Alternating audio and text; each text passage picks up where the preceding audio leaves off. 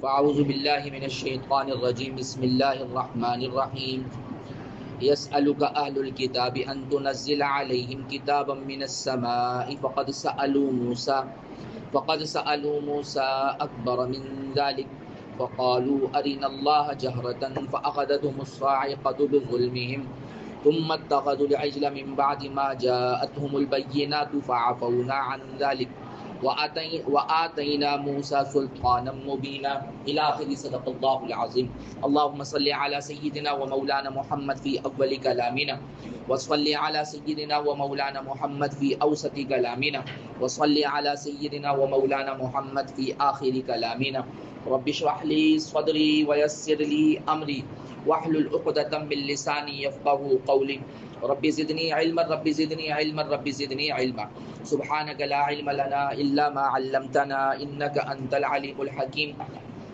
رب يسر ولا تعسر وتمم بالخير وبك نستعين يا فتاح يا عليم. اب یہاں سے جو بات شروع ہونے جا رہی ہے اس کے اندر اہل کتاب آپ صلی اللہ علیہ وسلم سے یہ مطالبہ کرتے تھے کہ بھائی یہ قرآن کریم تھوڑا تھوڑا اتارا جا رہا ہے، جیسے کہ حضرت موسیٰ علیہ السلام کو ایک ہی دفعہ میں پوری تورات دے دی گئی تھی. آپ بھی قرآن کریم اگر ایسے لے کے آ جاتے تو ہم آپ پر ایمان لے کے آ جاتے. تو اللہ تبارک و تعالی ان کے اس بیجا اعتراض کا یہاں جواب دے رہے ہیں اور فرما رہے ہیں کہ یہ جس طریقے سے آپ سے بے تکے قسم کے سوالات کر رہے ہیں اور ایسے اعتراضات اٹھا رہے ہیں کہ جن کا نہ سر ہے نہ پیر، تو یہ اس قسم کے سوالات حضرت موسیٰ سے بھی کرتے تھے، ان کو بھی اسی طریقے سے تنگ کرتے تھے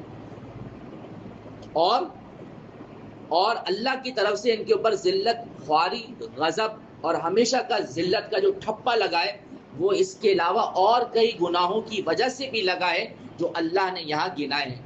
کہ یہ صرف یہی سرکشی نہیں، اور بہت ساری سرکشیاں کرتے تھے کہ جس کی وجہ سے اللہ تبارک و تعالیٰ نے ان کے اوپر غیظ اور غضب ہوا. دیکھیے یسألک اہل الکتاب ان تنزل علیہم کتابا من السماء فقد سألوا موسیٰ اکبر من ذلک. اے نبی جی، یہ اہل کتاب آپ سے مطالبہ کر رہے ہیں کہ آپ ان پر آسمان سے کوئی کتاب نازل کروا دیجئے، یعنی فوراً اتار دیجئے، پوری اتار دیجئے. اور یہ کوئی اچھمبے کی بات نہیں ہے، کیونکہ یہ لوگ حضرت موسیٰ سے بھی اس سے بھی بڑے بڑے مطالبے اور اس سے بھی بڑے بڑے سوالات کر چکے تھے. فقالو، دیکھیے ہم آپ کو بتاتے ہیں کیا. فقالو ارنا اللہ جہرا فاخذتهم الصاعقہ بظلم. چنانچہ انہوں نے حضرت موسیٰ سے کہا تھا کہ ہمیں اللہ کو کھلی آنکھوں دکھا دیجیے، ایسا کوئی انتظام کیجیے، ہم فیس ٹو فیس اللہ کو دیکھیں.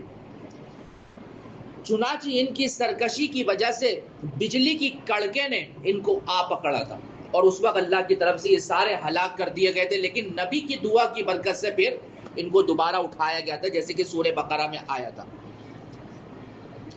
ثم اتخذوا العجل من بعد ما جاءتهم البينات. پھر اس پر بھی نہ رکے، انہوں نے جو ہے بچڑے کو معبود بنا لیا، حالانکہ ان کے پاس واضح اور کھلی نشانیاں آ چکی تھی. چلیں فعفونا عن ذلک، پھر بھی ہم نے ان کو اس پر معاف کر دیا. وآتینا موسیٰ سلطانا مبینا، اور ہم نے حضرت موسیٰ کو واضح اقتدار عطا کیا تھا. ورفعنا فوقهم الطور بمیثاقہم، اور ہم نے کوہ طور کو ان پر بلند کر دیا تھا اور ان سے عہد لیا تھا. وقلنا لهم لا تعدوا وقلنا لهم ادخلوا الباب سجدا وقلنا لهم لا تعدوا في السبت واخذنا منهم ميثاقا غليظا. اور ہم نے ان سے کہا تھا کہ دیکھو اس شہر فلسطین میں جھکے سروں داخل ہو جاؤ، یعنی عاجزی کے ساتھ، اور دیکھو ہفتے کے دن کے بارے میں حد سے تجاوز نہ کرنا. اور ہم نے ان سے اس بارے میں پکا عہد لیا تھا، لیکن انہوں نے سب چیزوں کو توڑا. چنانچہ آگے بتا رہے فَبِمَا نَقْضِهِمْ مِيثَاقَهُمْ، پھر ان کے ساتھ جو کچھ ہوا یہ اس لیے ہوا کہ انہوں نے ان سارے عہد و پیمان کو توڑ دیا. وَكُفْرٍ بِآيَاتِ اللَّهِ، اور نیز انہوں نے اللہ کی آیتوں کا بھی انکار کیا. نیز وقتلہم الانبیاء بغیر حق، اور یہ کہ انہوں نے نبیوں کو قتل کر دیا، وقولہم قلوبنا غلف، اور بطور طنز کے کہتے تھے کہ ہمارے دلوں پر غلاف چڑھے ہوئے ہیں، تمہاری کوئی بات ہمارے دل پہ اثر نہیں کرے گی۔ اس لیے ان کے ساتھ یہ اللہ کا غیظ اور غضب ان کے اوپر نازل ہوا۔ اللہ کیا کہہ رہے ہیں؟ بل طبع اللہ علیہ بکفرہم فلا یؤمنون الا قلیلا، حقیقت یہ ہے کہ ان کے کفر کی وجہ سے اللہ ہی نے ان کے دلوں پر مہر لگا دی، اس لیے وہ تھوڑی سی باتوں کے علاوہ کسی بات پہ ایمان نہیں لاتے۔ تھوڑی سی بات کیا؟ یعنی حضرت موسیٰ پہ تو ایمان لاتے ہیں، لیکن حضرت عیسیٰ اور حضرت محمد صلی اللہ علیہ وسلم پر ایمان نہیں لاتے۔ وَبِكُفْرِهِمْ وَقَوْلِهِمْ عَلَى مَرْيَمَ بُهْتَانًا عَظِيمًا، اور اس لیے بھی ان کے اوپر اللہ کا غضب ہوا کہ انہوں نے کفر کا راستہ اختیار کیا اور حضرت مریم پر بڑا بھاری بہتان باندھا، یعنی ان کے اوپر غلط الزامات لگائے، کیونکہ وہ بن باپ کے اولاد لے کر آئی تھیں حضرت عیسیٰ کو، تو ان کے اوپر غلط قسم کے الزامات لگانے لگے۔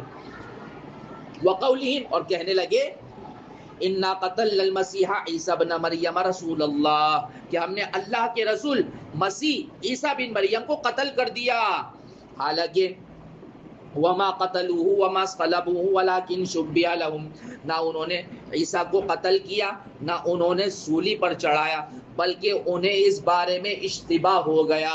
اشتباہ کیا ہوا کہ جب گرفتار کرنے کے لیے گئے تو اندر ایک آدمی گیا جس نے جاسوسی کری تھی، تو جب وہ بتانے کے لیے باہر آیا تو اللہ نے اس کی شکل کو حضرت عیسیٰ میں تبدیل کر دیا، حضرت عیسیٰ جیسی اس کی شکل بنا دی، اور اس کی وجہ سے کون ہے؟ کس کی آواز آ رہی ہے؟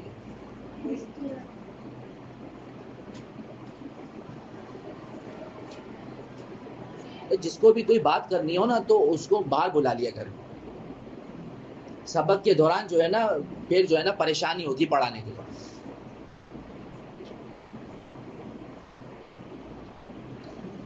تو حضرت موسیٰ حضرت عیسیٰ علیہ السلام کی جس نے جاسوسی کری تھی، وہ اندر جب گیا اور باہر بتانے کے لیے آیا تو اللہ نے اس کی شکل کو حضرت عیسیٰ کی شکل میں تبدیل کر دیا۔ تو جب وہ باہر آیا تو سب کہنے لگی یہ تو عیسیٰ ہے، تو اسی کو گرفتار کیا اور اسی کو سولی پہ چڑھا دیا۔ تو اب سوال یہ پیدا ہوتا ہے کہ ان کو شبہ کیوں ہوا؟ شبہ اس لیے ہوا کہ وہ یہ سمجھ رہے تھے کہ ہم نے حضرت عیسیٰ کو سولی دی ہے، لیکن ان کے پاس اس کی کوئی دلیل ہی نہیں تھی۔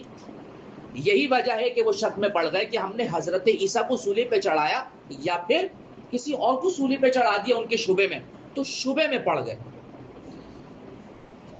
وَإِنَّ الَّذِينَ اخْتَلَفُوا فِيهِ لَفِي شَكٍّ مِّنْهُ، در حقیقت یہ کہ جن لوگوں نے اس بارے میں اختلاف کیا وہ اس سلسلے میں شک کا شکار ہیں۔ وَمَا لَهُمْ بِهِ مِنْ عِلْمٍ إِلَّا اتِّبَاعَ الظَّنِّ، اور انہیں اس بارے میں کوئی علم نہیں سوائے گمان کی اتباع کے، یعنی وہ صرف اپنے خیالات اپنے گمان کو جو ہے فالو کر رہے ہیں، اس کے علاوہ ان کے پاس کوئی یقینی بات نہیں ہے کہ ہم نے حضرت عیسیٰ کو سولی دی ہے کسی اور کو۔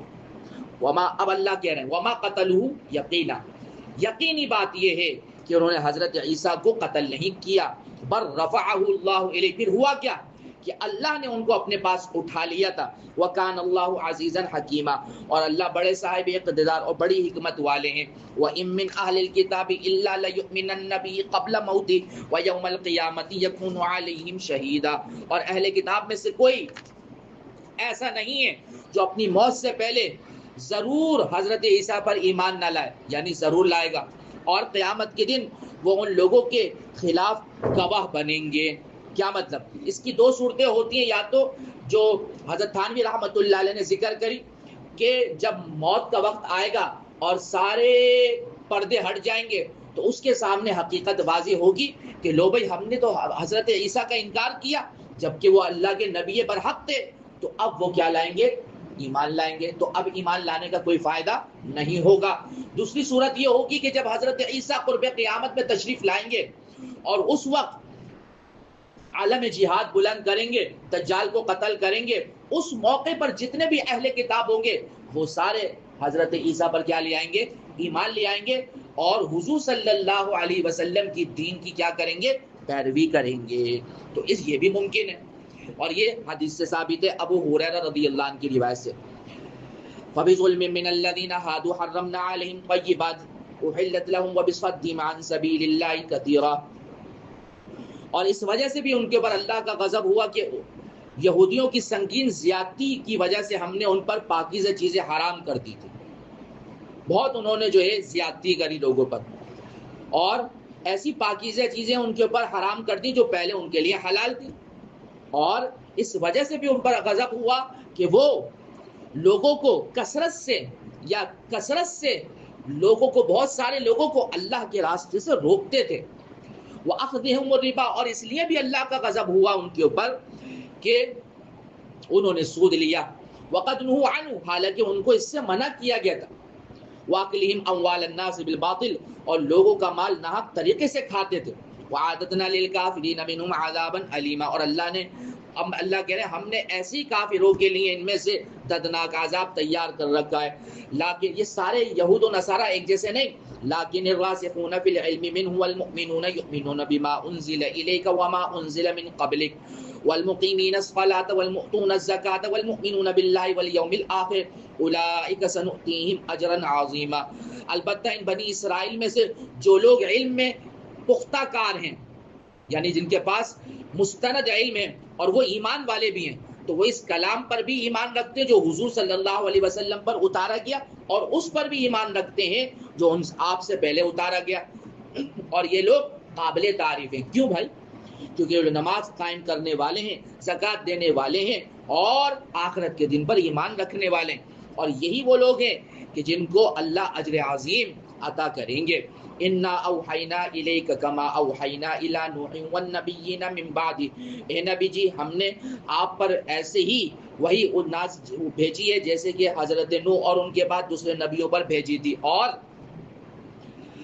وَأَوْحَيْنَا إِلَىٰ إِبْرَاهِيمَ وَإِسْمَاعِيلَ وَإِسْحَاقَ وَيَعْقُوبَ وَالْأَسْبَاطِ وَعِيسَىٰ وَأَيُّوبَ وَيُونُسَ وَهَارُونَ وَسُلَيْمَانَ وَآتَيْنَا دَاوُودَ زَبُورًا، اور ہم نے آپ پر ایسے ہی وہی بھیجی جیسے کہ ہم نے ابراہیم، اسماعیل، اسحاق، یعقوب اور ان کی اولاد پر، اور حضرت عیسیٰ، ایوب اور یونس اور ہارون اور سلیمان پر وہی بھیجی، بالکل ایسی ہم نے آپ پر بھی وہی بھیجی، اور ہم نے تو داؤد کو زبور عطا کری تھی، وَرُسُلًا قَدْ قَصَصْنَاهُمْ عَلَيْكَ مِن قَبْلُ وَرُسُلًا لَّمْ نَقْصُصْهُمْ عَلَيْكَ، اور بہت سے رسول ایسے ہیں کہ جن کے واقعات ہم نے پہلے آپ کو بتا دیے، جو قرآن میں بھی ہیں تقریباً 25 سے 26 انبیاء اور رسولوں کے واقعات، اور بہت سے رسول ایسے بھی ہیں کہ جن کے واقعات ہم نے آپ کو نہیں سنائے، وَكَلَّمَ اللَّهُ مُوسَىٰ تَكْلِيمًا، اور انہی میں سے حضرت موسیٰ کو اللہ نے ہم کلامی کا بخش شرف عطا کیا، رسلا مبشرین ومنذرین لئلا یکون للناس علی اللہ حجۃ بعد الرسل وکان اللہ عزیزا حکیما، یہ سب وہ رسول ہیں جو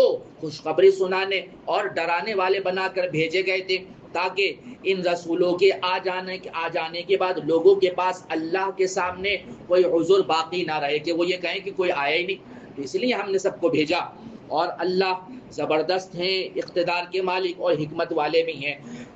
لیکن اللہ یشہد بما انزل الیک انزلہ بعلم والملائکۃ یشہدون وکفی باللہ شہیدا، اور یہ مانے یا نہ مانے لیکن اللہ جو کچھ آپ پر اللہ نے اتارا ہے اس کے بارے میں اللہ خود گواہی دیتا ہے، اور یہ گواہی دیتا ہے کہ اس نے اپنے علم سے آپ کے اوپر یہ قرآن اتارا، اور فرشتے بھی اس بات کی گواہی دیتے ہیں، اور گواہی کے لیے صرف اللہ ہی تو کافی ہے۔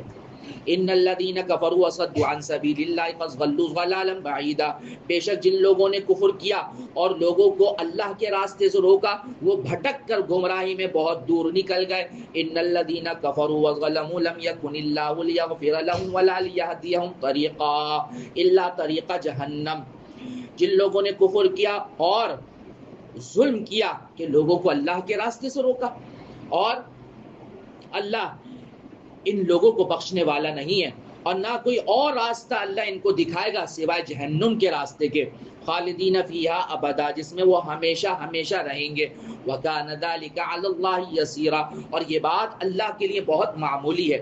یا ایھا الناس قد جاءکم الرسول بالحق من ربکم فآمنوا خیرا لکم وان تکفروا فإن للہ ما فی السماوات والارض وکان اللہ علیما حکیما، اے لوگو یہ رسول تمہارے پاس آ گئے ہیں تمہارے پروردگار کی طرف سے حق لے کر، تو اس پر ایمان لے کر آؤ تاکہ تم، اور کیونکہ تمہاری بہتری اسی میں ہی ہے، اور اگر تم نے کفر کی راہ اختیار کری تو یاد رکھنا تمام آسمانوں اور زمین میں جو کچھ ہے سب اللہ کا ہے اور اللہ علیم اور حکیم ہے۔ یا اہل الکتاب لا تغلوا فی دینکم ولا تقولوا علی اللہ الا الحق، اے اہل کتاب، اس سے مراد عیسائی ہیں، اپنے دین میں غلو اختیار نہ کرو اور اللہ پر حق کے سوا کوئی بات نہ کہو، یعنی جو صحیح بات ہے وہ لوگوں کو بتاؤ۔ انما المسیح، اور صحیح بات کیا ہے؟ انما المسیح عیسی بن مریم رسول اللہ وکلمتہ القاها الی مریم وروح منہ، کہ مسیح عیسیٰ بن مریم صرف اللہ کے رسول تھے، اللہ کا ایک کلمہ تھے جو اللہ نے مریم تک پہنچایا، اور وہ اللہ کی ایک روح تھے جو اللہ ہی کے طرف سے پیدا ہوئی تھی۔ لہٰذا فآمنوا باللہ ورسولہ، جب وہ اللہ کے رسولوں میں سے ایک رسول ہیں تو چاہیے کہ اللہ اس کے تمام رسولوں پر ایمان لاؤ۔ ولا تقولوا ثلاثہ، اور یہ مت کہو کہ خدا تین ہے، جیسے کہ عیسائی کہتے ہیں کہ خدا تین ہے، حضرت عیسیٰ، حضرت مریم اور اللہ سے مل کر خدا بنتا ہے، اور بعض کہتے ہیں کہ حضرت مریم کی جگہ کہتے ہیں روح القدس، ان سے مل کر کون بنتا ہے؟ خدا۔ اس کو کہتے ہیں اقانیم ثلاثہ، یہ تثلیث کا عقیدہ۔ انتہوا خیر لکم، تمہارے لیے بہتر یہ ہے کہ تم اس سے باز آ جاؤ۔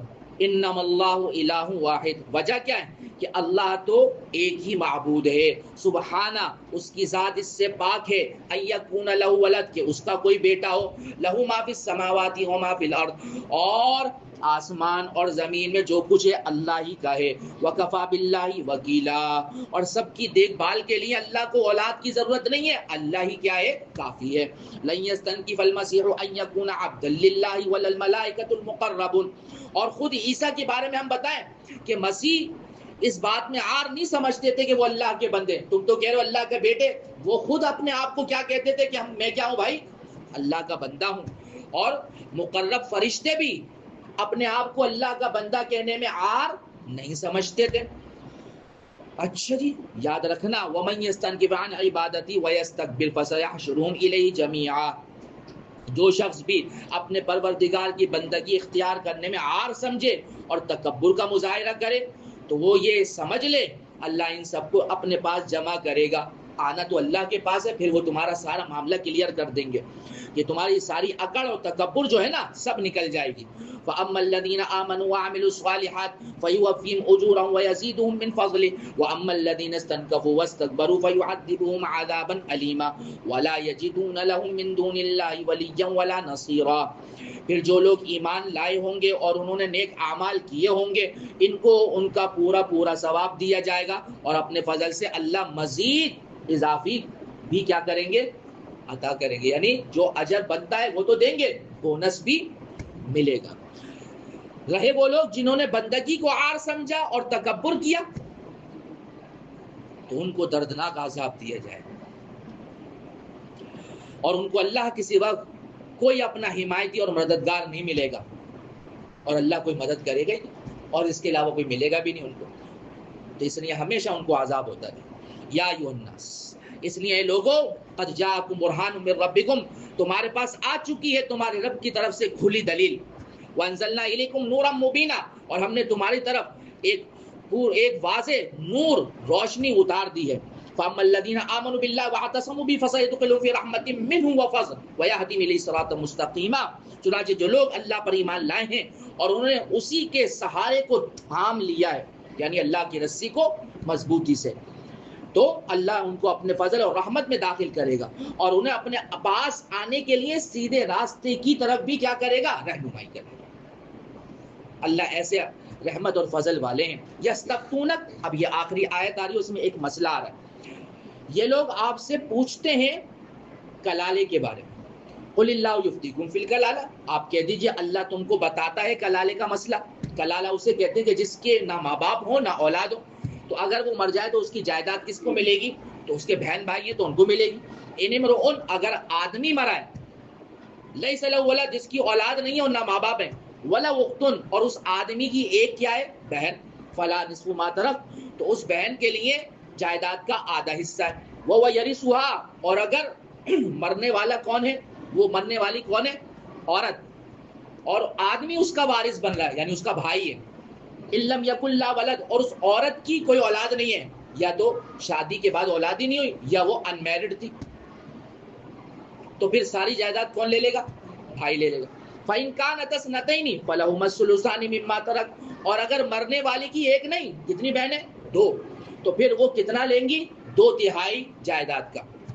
وَإِن كَانُوا إِخْوَةً رِجَالًا وَنِسَاءً، اور اگر مرنے والی کی بھائی اور بہنیں دونوں ہیں تو پھر کس طرح ڈسٹریبیوٹ ہوگی جائیداد؟ فَلِلذَّكَرِ مِثْلُ حَظِّ الْأُنثَيَيْنِ، لڑکے کے لیے، آدمی کے لیے 2 بہنوں کے برابر کیا ہوگا؟ حصہ ہوگا. یبین اللہ لکم ان تضلوا، اللہ تعالیٰ تمہارے سامنے وضاحت کرتا ہے کہ کہیں تم بھٹک نہ جاؤ، کوئی غلط جو ہے مسئلہ نہ بتا دو، اس لیے اللہ واضح کر رہا ہے ہر چیز. واللہ بکل شیء علیم، اور اللہ واضح کیوں کر رہا ہے بھائی؟ کیونکہ اللہ ہر چیز کا علم رکھتے ہیں. سورۃ المائدہ، سورہ مائدہ، اس مائدہ کے معنی آتے ہیں دسترخوان کے. اس سورت کے آخر کے اندر حضرت عیسیٰ علیہ السلام سے ان کے پیروکار یہ کہیں گے کہ اللہ سے آسمان سے ایک دسترخوان کے نازل ہونے کی دعا فرمائیے، چنانچہ وہ دعا کریں گے. اسی مناسبت سے اس سورت کا نام کیا رکھا گیا؟ مائدہ.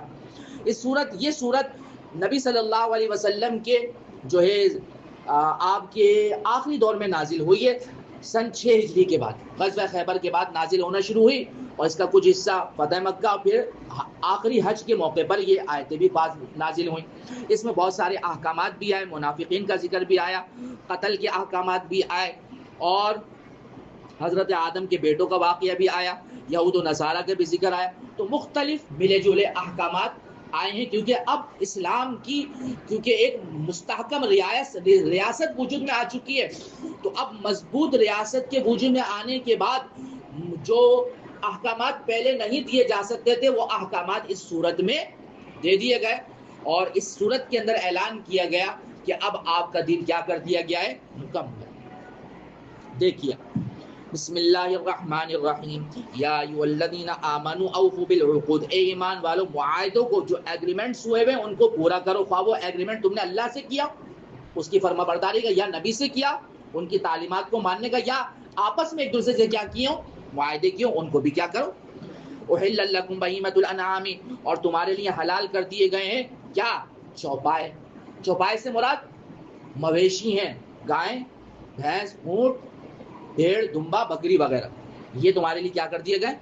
اور ان جیسے جو ہیں وہ بھی کیا ہے، جیسے کہ نیل گائے کی طرح لگتی ہے، اور جیسے کہ ہرن کس کی طرح لگتا ہے؟ بکرے کی طرح. تو ان سے جو ملتے جلتے ہیں وہ بھی کیا کر دیے گئے؟ حلال.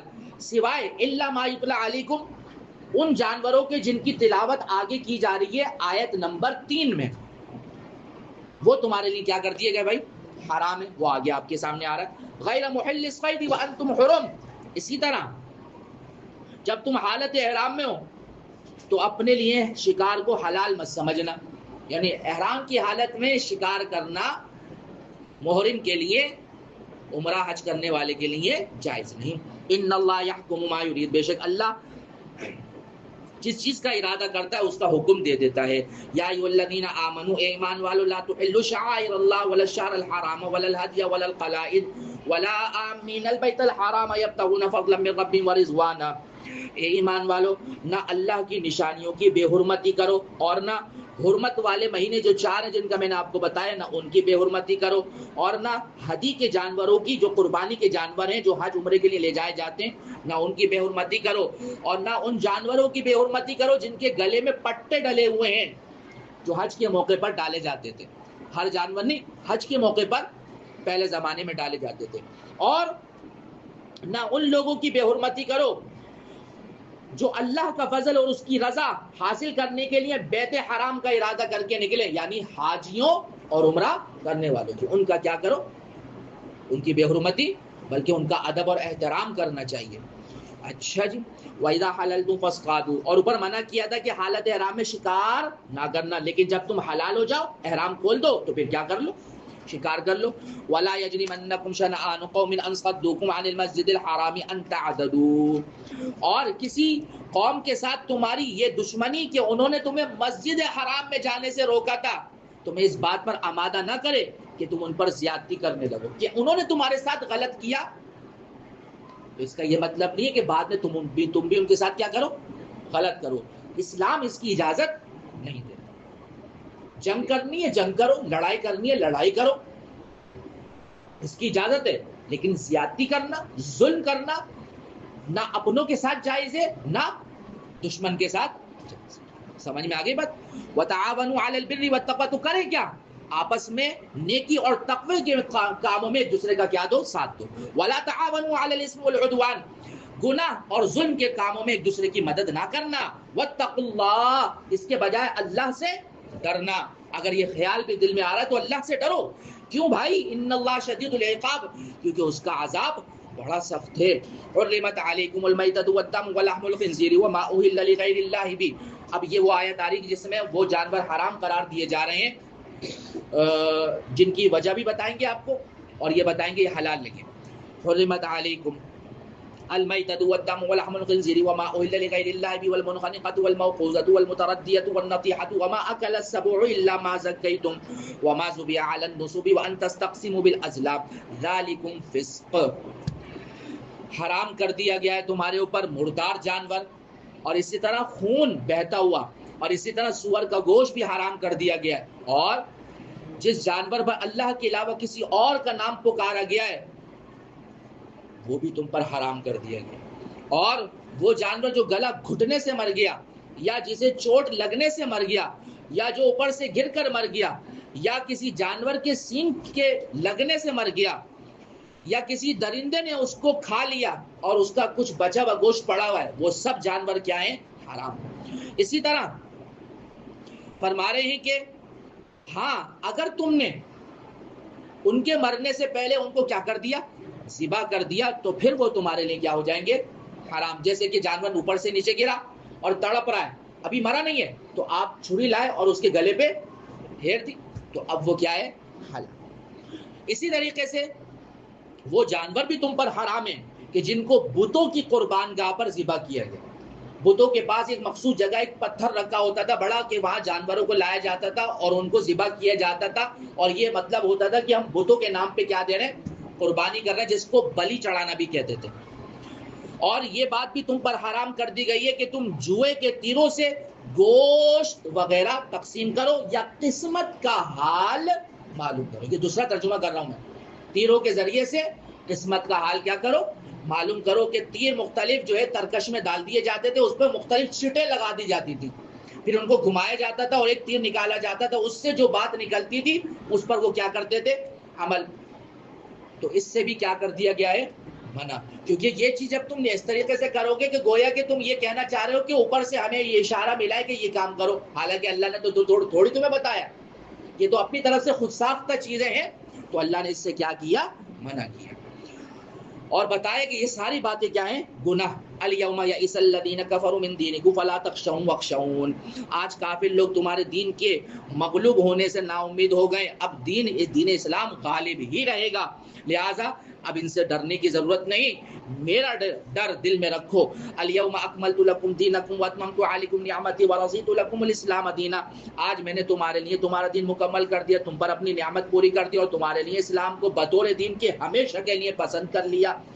فمن اضطر فی مخمصۃ غیر متجانف لإثم فإن اللہ غفور رحیم. اچھا جی، اب ضرورت یہ ہے کہ دین کے احکامات کے سارے احکامات کو پورا کرو. البتہ وہ شخص جو شدید بھوک کے عالم میں مجبور ہو جائے اور ان چیزوں میں سے کچھ کھا لے جو حرام اوپر بتائیے نا، مجبور میں کھانا پڑے تاکہ جان نہ چلی جائے، تو اللہ کہہ رہے ہیں وہ گناہ کی طرف رغبت رکھنے والا نہیں ہے اور اس نے کھا لیا، تو اللہ معاف کرنے والے ہیں اور بڑے مہربان ہیں، یہ گناہ نہیں ہے. یعنی اگر کوئی آدمی جان بچانے کے لیے کوئی حرام چیز کھا لیتا ہے کہ میری جان بچ جائے، تو اس کے لیے یہ عمل کیا ہے؟ جائز ہے، لیکن اتنا ہی کھائے کہ جس سے کیا ہو جائے؟ جان بچ جائے. يسألونك ماذا أحل لهم قل أحل لكم الطيبات وما علمتم من الجوارح مكلبين تعلمونهن مما علمكم الله فكلوا مما أمسكنا عليكم واذكروا اسم الله عليه واتقوا الله إن الله سريع الحساب. یہ لوگ آپ سے پوچھتے ہیں کہ ان کے لیے کون سی چیز حلال ہے، تو کہہ دیجئے تمہارے لیے ساری پاکیزہ چیزیں حلال ہیں بھائی، اور جن شکاری جانوروں کو تم نے اللہ کے بتائے ہوئے طریقے کے مطابق سدھا لیا ہے، ٹریننگ دے لی ہے، اور جس جانور کو شکار کرنے کے لیے تم نے چھوڑا ہے اور وہ تمہارے لیے اس شکار کو روک لے، اور جبکہ تب تم نے اس کو چھوڑا ہو تو اللہ کا نام لیا ہو، تو وہ جانور شکار کا تمہارے لیے کیا ہے؟ حلال۔ اور اللہ سے ڈرو، اور بے شک اللہ جلد حساب لینے والے۔ اس آیت سے یہ بتایا گیا کہ شکار کون سا حلال ہے، تو اس کے لیے شرط بتائی کہ جس جانور کے ذریعے سے تم شکار کرو، مثال کے طور پر کتا ہے، اس کو چھوڑے ہو کسی چیز کے اوپر کہ وہ جا کے شکار کر کے تمہارے لیے لائے، تو دو شرطیں۔ پہلی شرط یہ کہ وہ کتا ٹرینڈ ہو، تربیت یافتہ ہو، اور اس کی تربیت کیا ہے کہ جب وہ شکار کرے تو اس میں منہ نہ مارے، کھڑا ہو جائے، تمہارے لیے اس نے شکار کیا۔ نمبر دو کہ جب تم نے اس کتے کو چھوڑا ہو تو اللہ کا نام لیا ہو، تو اب وہ شکار جو کرے گا نا تمہارے لیے کیا ہوگا؟ حلال۔ الیوم احل لکم الطیبات، آج تمہارے لیے ساری پاکیزہ چیزیں حلال کر دی گئی ہیں۔ وطعام الذین اوتوا الکتاب حل لکم، اسی طرح جن لوگوں کو تم سے پہلے کتاب دی گئی تھی یعنی اہل کتاب یہود و نصارہ، ان کا کھانا بھی تمہارے لیے کیا ہے؟ حلال ہے۔ وطعامکم حل لکم، اور تمہارا کھانا ان کے لیے حلال ہے۔ لیکن یہ بات ذہن میں رکھیے گا، اس سے مراد ذبیحہ ہے۔ کیا ہے؟ ذبیحہ، جس جانور کو ذبح کریں۔ اگر یہود و نصارہ کسی جانور کو ذبح کریں اور شرعی طریقے کے مطابق کریں تو وہ ہمارے لیے کیا ہے؟ حلال ہے۔ لیکن اس کے لیے شرط کیا ہے؟ دو، ایک تو واقعی میں وہ کیا ہو؟ یہودی یا عیسائی۔ نمبر دو، وہ شرعی طریقے پر بھی کیا کریں؟ ذبح کریں۔ لیکن اس زمانے میں یہ شرائط کیا ہیں؟ مفقود ہو چکی ہیں۔ اس زمانے میں جو یہودی یا عیسائی ہیں وہ اپنی یہودیت اور عیسائیت پہ قائم نہیں، بلکہ وہ دہریے ہو چکے ہیں، نہ کسی نبی کو مانتے، نہ کسی کتاب کو مانتے، نہ خدا کو مانتے۔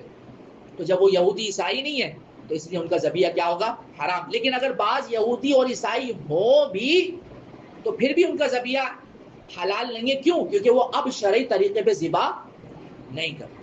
سمجھ میں آگے بات؟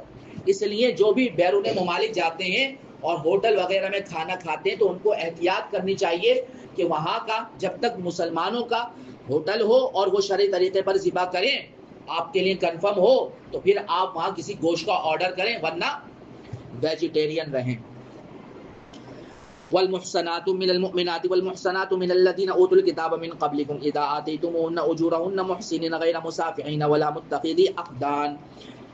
اسی طرح مومنوں کے لیے پاک دامن عورتیں حلال ہیں، اور ان لوگوں میں سے پاک دامن عورتیں بھی تمہارے لیے حلال ہیں کہ جو اہل کتاب ہیں، یعنی یہودی یا عیسائی عورت سے مسلمان کے لیے شادی کرنا کیا ہے؟ جائز ہے۔ لیکن وہی دو شرطیں کہ وہ عورت واقعی میں کیا ہو؟ یہودی ہو، اور واقعی میں کیا ہو؟ عیسائی۔ تو یہ ضروری ہے۔ لیکن میں نے آپ کو بتا دیا کہ اب یہ دہریے بن چکے ہیں، نہ کسی نبی کو مانتے، نہ کسی کتاب کو، اور نہ اللہ کو مانتے۔ تو اس لیے ایسے یہودی یا عیسائی جو صرف مردم شماری میں یہودی یا عیسائی ہیں، ان سے شادی کرنا جائز نہیں ہے۔ البتہ جو واقعی میں یہودی یا عیسائی ہو تو علماء کہتے ہیں کہ دوسری بات یہ کہتے ہیں کہ احتیاط کرنی چاہیے، کیونکہ لوگوں کو اب اپنے دین کا کچھ پتہ نہیں ہے، مسلمانوں کو اپنے دین کا کچھ پتہ نہیں ہے۔ تو ہوتا یہ کہ شادی کرنے کے بعد اس عورت کا اثر ایسا ہوتا ہے، یا تو اپنا دین بدل دے گا، یا اس کی اولاد کے دین کے بارے میں کیا ہے؟ خطرہ لاحق ہو جاتا ہے کہ کہیں وہ عورت ان کو یہودی یا عیسائی نہ بنا دے۔ تو اگر یہ خطرات پیش نظر ہوں تو مسلمانوں کو کیا کرنی چاہیے؟ یہودی یا عیسائی عورت سے شادی کرنے سے پرہیز کرنا چاہیے۔ سمجھ میں آگے بات؟ آگے دیکھیے، جبکہ تم نے ان یہودی یا عیسائی عورتوں سے شادی کرنے میں ان کو نکاح کی حفاظت میں لانے کے لیے ان کو مہر دیے ہوں، نہ تو بغیر نکاح کے ان سے اپنی شہوت پوری کرنا مقصد ہو، اور نہ خفیہ آشنائی پیدا کرنا مقصد ہو، اور جو شخص ایمان سے انکار کرے اس کا سارا کیا دھرا غارت ہو جاتا ہے۔ وہ فی الآخرۃ من الخاسرین، آخرت میں ان کا شمار خسارہ اٹھانے والوں میں ہوگا۔ یا ایھا الذین آمنوا اذا قمتم الى الصلاۃ فاغسلوا وجوہکم وایدیکم الى المرافق وامسحوا برؤوسکم وارجلکم الى الکعبین۔ اے ایمان والو، جب تم نماز کے لیے کھڑے ہو تو اپنے چہرے اور کونیوں تک اپنے ہاتھوں کو دھو لو، اور اپنے سروں کا مسح کر لو، اور اپنے پاؤں کو ٹخنوں تک دھو لیا کرو۔ اور اگر تم حالت جنابت میں ہو، وَإِن كُنتُمْ جُنُبًا فَاطَّهَّرُوا وَإِن كُنتُمْ مَرْضَىٰ وَعَلَىٰ سَفَرٍ أَوْ جَاءَ أَحَدٌ مِّنكُم مِّنَ الْغَائِطِ أَوْ لَامَسْتُمُ النِّسَاءَ فَلَمْ تَجِدُوا مَاءً فَتَيَمَّمُوا صَعِيدًا طَيِّبًا فَامْسَحُوا بِوُجُوهِكُمْ وَأَيْدِيكُم مِّنْهُ۔ اب یہاں تیمم کا حکم آ رہا ہے۔ اور اگر تم حالت جنابت میں ہو تو کیا کرو؟ پھر تم اپنے پورے جسم کو دھو، یعنی پورے جسم کو کا غسل کرو کہ یہاں تک کہ کوئی چیز کوئی بال برابر کے برابر بھی خشک نہ رہ جائے. اور اگر تم بیمار ہو یا حالت سفر میں ہو اور تم میں سے کوئی قضا حاجت سے ہو کر آئے یا تم نے اپنی عورتوں سے جسمانی ملاپ کر لیا ہو اور اس کے بعد پانی دستیاب نہ ہو تو پاک مٹی سے تیمم کر لو. اس کا مطلب یہ ہے کہ وضو ٹوٹا ہو یا غسل ٹوٹا ہو، وضو واجب ہوا ہو یا غسل واجب ہوا، دونوں صورتوں میں اس کا الٹرنیٹ کیا ہے؟ پانی نہ ہونے کی صورت میں تیمم. اور وہی طریقہ ہے دونوں کا، کیا؟ فامسحوا بوجوہکم وایدیکم منہ، کہ اپنے ہاتھوں اور پیروں کو کیا کر لے؟ مسح کر لے. ما یرید اللہ لیجعل علیکم من حرج ولکن یرید لیطہرکم ولیتم نعمتہ علیکم لعلکم تشکرون. اللہ تم پر کوئی تنگی مسلط کرنا نہیں چاہتا، لیکن یہ چاہتا ہے کہ تم کو پاک صاف کر دے اور یہ کہ تم پر اپنی نعمت کو پورا کر دے تاکہ تم شکر گزار بنو. کہ اللہ نے دیکھو تمہارے لیے کتنی آسانیاں پیدا کر دی. پانی نہیں ہے تو نماز پڑھنی ہے، وقت آ گیا تو اس کا بدل دے دیا کہ کیا کر لو؟ تیمم کرو. آسانی اللہ نے رکھی. وَاذْكُرُوا نِعْمَةَ اللَّهِ عَلَيْكُمْ وَمِيثَاقَهُ الَّذِي وَاثَقَكُم بِهِ، اور اللہ نے تم پر جو انعام فرمایا ہے اسے اور اس عہد کو یاد رکھو جو اس نے تم سے لیا تھا. اذ قلتم سمعنا واطعنا، اور وہ عہد کیا لیا تھا؟ کہ جب تم نے کہا تھا کہ ہم نے اللہ کے احکامات کو سن لیا اور ہم اللہ کی اطاعت کریں گے. واتقوا اللہ، تو اس کے لیے ضرورت یہ ہے کہ تمہارے اندر تقوی ہو اللہ کا. ان اللہ علیم بذات الصدور، اور جو کچھ تم کہہ رہے ہو تمہارے سینوں میں جو باتیں ہیں اللہ ان سب سے پوری طرح باخبر ہے. یا ایھا الذین آمنوا کونوا قوامین للہ شہداء بالقسط ولا یجرمنکم شنآن قوم علی الا تعدلوا اعدلوا هو اقرب للتقوی واتقوا اللہ ان اللہ خبیر بما تعملون. اے ایمان والو ایسے بن جاؤ کہ اللہ کے احکام کی پابندی کے لیے ہر وقت تیار ہو کہ جو حکم آئے گا ہم حاضر ہیں. اور ناانصافی مت کرو. کس کے ساتھ؟ کسی قوم کی دشمنی میں. تم اس بات پر آمادہ نہ ہو کہ تم ان کے ساتھ ناانصافی کرو، بلکہ انصاف سے کام لو. یہی طریقہ ایسا ہے کہ جو تقوی کے قریب ہے. اور اللہ سے ڈرتے رہنا، بے شک اللہ تمہارے تمام کاموں سے پوری طرح باخبر ہے. وعد اللہ الذین آمنوا وعملوا الصالحات لهم مغفرۃ واجر عظیم. جو لوگ ایمان لائے ہیں اور جنہوں نے نیک اعمال کیے ہیں اللہ کا ان سے وعدہ ہے کیا؟ کہ ان کے لیے مغفرت ہے اور زبردست ثواب ہے. والذین کفروا وکذبوا بآیاتنا اولئک اصحاب الجحیم. اس کے مقابلے میں جو کافر ہیں اور جنہوں نے ہماری آیتوں کو جھٹلایا ان کے لیے دوزخ، وہ دوزخ میں رہنے والے ہیں. یا ایھا الذین آمنوا اذکروا نعمت اللہ علیکم اذ ہم قوم ان یبسطوا الیکم ایدیہم فکف ایدیہم عنکم واتقوا اللہ وعلی اللہ فلیتوکل المؤمنون. اے ایمان والو یاد کرو اللہ کے اس انعام کو جو اس نے تم پر کیا. اور وہ انعام کیا تھا؟ کہ جب کچھ لوگوں نے ارادہ کیا کہ تم پر دست درازی کریں، تم پر حملہ کریں، تو اللہ نے تمہیں نقصان پہنچانے والے ان ہاتھوں کو روک دیا. یہ اللہ نے اپنا فضل کیا کہ جو تو ہاتھ بڑھ رہے تھے تمہیں نقصان پہنچانے کے لیے اللہ نے ان کو روک دیا. کیسے روکا؟ ایک واقعہ اس کے بارے میں لکھا ہوا ہے کہ ظہر کی نماز، ایک جنگ تھی، مسلمانوں نے ظہر کی نماز پڑھی تو کافر دیکھ رہے تھے. انہوں نے کہا کہ یہ نماز کی حالت میں بالکل سب چیزیں چھوڑ دیتے ہیں تو یہ موقع اچھا ہے. اب یہ عصر کی نماز پڑھیں گے نا شام میں تو ان پر کیا کر دیں گے؟ اس ٹائم میں حملہ کر دیں گے. لیکن عصر کی نماز کا جیسے وقت آیا اللہ نے صلاۃ الخوف کی آیتیں اتار دی، اللہ نے بچا لیے. صلاۃ الخوف کے اندر کیا ہوتا ہے؟ جو طریقہ پیچھے آیا کہ ایک جماعت حضور کے ساتھ نماز پڑھتی ہے اور دوسری دشمن کے سامنے کھڑی ہو جاتی ہے. تو اب الرٹ ہو گئے، اب دشمن کو حملہ کرنے کا موقع. تو یہ کس وجہ سے نہیں ملا؟ کہ اللہ نے حکم نازل کر دیا اور تم کو ان کے حملے سے کیا کر لیا؟ بچا لیا. اب اس کا تقاضا کیا ہے؟ اللہ کا تقوی اختیار کرو اور مومنوں کو صرف اللہ ہی پہ بھروسہ کرنا چاہیے. وَلَقَدْ أَخَذَ اللَّهُ مِيثَاقَ بَنِي إِسْرَائِيلَ وَبَعَثْنَا مِنْهُمُ اثْنَيْ عَشَرَ نَقِيبًا. بے شک اللہ نے بنی اسرائیل سے عہد لیا تھا اور ہم نے ان میں سے 12 نگران مقرر کیے تھے. ان کے 12 سردار تھے، 12 قبیلے تھے، 12 سردار. ان 12 سرداروں کو نگران بنا دیا کہ جو عہد لیا گیا ہے اس کی نگرانی کرنا. وقال اللہ، اور اللہ نے کیا کہا؟ انی معکم، میں تمہارے ساتھ ہوں. اللہ ان اقمتم الصلاۃ وآتیتم الزکاۃ وآمنتم برسلی وعزرتموہم واقرضتم اللہ قرضا حسنا. اگر تم نماز قائم کرتے رہے، زکوٰۃ ادا کرتے رہے، میرے پیغمبروں پر ایمان لاتے رہے، عزت سے ان کا ساتھ دیتے رہے، اللہ کو اچھا قرض دیا اچھے قرض سے مراد کیا ہے کہ اللہ کے راستے میں جہاں اللہ نے کہا ہے وہاں خرچ کیا، غریبوں کی مدد کری، یہی اللہ کو قرض دینا ہے. تو کیا ہوگا؟ لَأُكَفِّرَنَّ عَنْكُمْ سَيِّئَاتِكُمْ وَلَأُدْخِلَنَّكُمْ جَنَّاتٍ تَجْرِي مِنْ تَحْتِهَا الْأَنْهَارُ. انہی نیک اعمال کی برکت سے اللہ تمہارے گناہوں کو، برائیوں کو مٹا دے گا اور ضرور تمہیں ان باغات میں داخل کرے گا جن کے نیچے نہریں بہتی ہوں گی. فَمَنْ كَفَرَ بَعْدَ ذَلِكَ مِنْكُمْ فَقَدْ ضَلَّ سَوَاءَ السَّبِيلِ. اس کے بعد بھی تم میں سے جو کفر اختیار کرے گا تو در حقیقت وہ سیدھی راہ سے بھٹک جائے گا. فَبِمَا نَقْضِهِمْ مِيثَاقَهُمْ لَعَنَّاهُمْ وَجَعَلْنَا قُلُوبَهُمْ قَاسِيَةً. پھر یہ کہ انہوں نے عہد شکنی کری اور اس کی وجہ سے ہم نے ان کو اپنی رحمت سے دور کر دیا اور ان کے دلوں کو سخت بنا دیا. وَيُحَرِّفُونَ الْكَلِمَ عَن مَّوَاضِعِهِ. دوسرا یہ کہ وہ اب جو دین کی باتیں ان کو اپنے موقع محل سے ہٹا دیتے تھے. وَنَسُوا حَظًّا مِّمَّا ذُكِّرُوا بِهِ. اور جس بات کی ان کو نصیحت کی گئی تھی یہودیوں کو، اس کا بڑا حصہ بھلا چکے تھے. وَلَا تَزَالُ تَطَّلِعُ عَلَىٰ خَائِنَةٍ مِّنْهُمْ إِلَّا قَلِيلًا مِّنْهُمْ. اور ان میں سے کچھ لوگوں کو چھوڑ کر آپ کو آئے دن ان کی کوئی نہ کوئی خیانت کا پتہ چلتا رہے گا. یعنی کچھ ہیں تھوڑے سے جو صحیح ہیں، ورنہ اکثر ایسے ہیں کہ آپ کو گاہے گاہے ان کی خیانتوں کا پتہ چلے گا کہ کس طریقے سے وہ سازشیں کر رہے ہیں، کس طرح نقصان پہنچا رہے ہیں، کس طریقے سے جو ہے جڑیں کھوکھلی کرنے کی کوشش کر رہے ہیں مسلمانوں کی، سوائے تھوڑوں کے. لیکن اب کریں کیا؟ اس وقت آپ کا سامنا ہے مشرکین مکہ سے. ابھی ایک مارکا آپ کا تیار ہے. فاعفو عنہم. فی الحال ان یہودیوں سے کیا کیجئے؟ ان کو معاف کیجئے. وصفا، اور درگزر سے کام لیجئے. ابھی ان سے دوسری جنگ مت چھیڑیے ورنہ دو جنگوں کو سنبھال نہیں پائیں گے.